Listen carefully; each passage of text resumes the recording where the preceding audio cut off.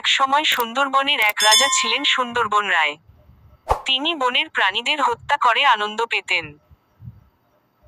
একদিন এক বাঘ তাকে আক্রমণ করে হত্যা করে।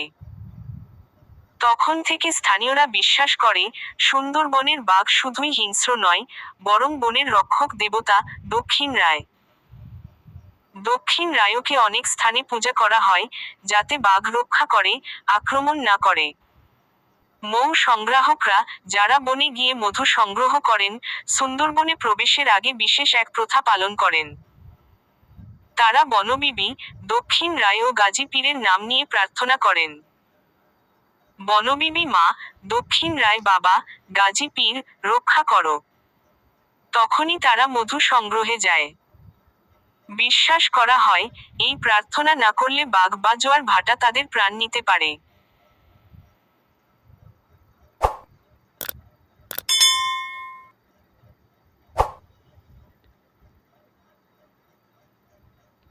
লোকগাথায় আছে এক জেলে ছিল, নাম ভোলা। একদিন সে জালে এক বাঘছানা ধরে ফেলে। বাঘছানাকে ছেড়ে দিলে বাঘমা রেগে গিয়ে গ্রামে ঢোকে। কিন্তু ভোলা সাহস করে বাঘমার সামনে গিয়ে ছানাটিকে ফিরিয়ে দেয়। এরপর থেকে গ্রামবাসী বলে, ভোলা ও তার পরিবারকে কোনোদিন বাঘ আক্রমণ করেনি। এই গল্প আজও ভোলা বাঘের গল্প নামে সুন্দরবনের লোককাহিনীতে জনপ্রিয়। সুন্দরবনের অনেক মৌয়াল ও জেলে বিশ্বাস করেন,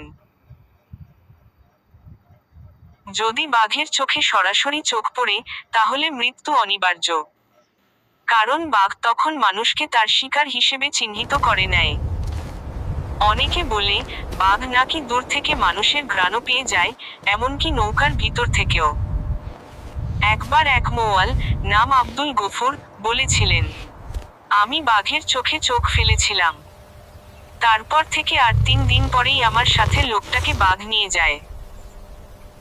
এমন ঘটনা এত ঘন ঘন ঘটে যে সুন্দরবনের মানুষ বনে ঢোকার আগে বাঘ দেবতার কাছে প্রার্থনা করে। সুন্দরবনের দক্ষিণ অংশে ছিল চাঁদপাই দ্বীপ নামে এক ছোট গ্রাম। 1988 সালের এক জোয়ারে গ্রামের প্রায় অর্ধেক অংশ নদীগর্ভে চলে যায়। রাতের অন্ধকারে জোয়ার এত জোরে উঠে যে গ্রামের মানুষ ভাবতে পারেনি কিছু।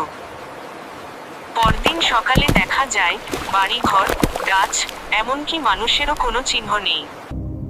বেঁচে থাকা লোকেরা বলে, আমরা শুধু বাতাসে চিৎকার শুনেছিলাম, যেন বনবিবি কাঁদছিলেন। আজও অনেক জেলে বলে, নির্দিষ্ট রাতে ওই জায়গায় হালকা আলো দেখা যায়, যেন হারিয়ে যাওয়া গ্রামের আত্মারা ফিরে আসে।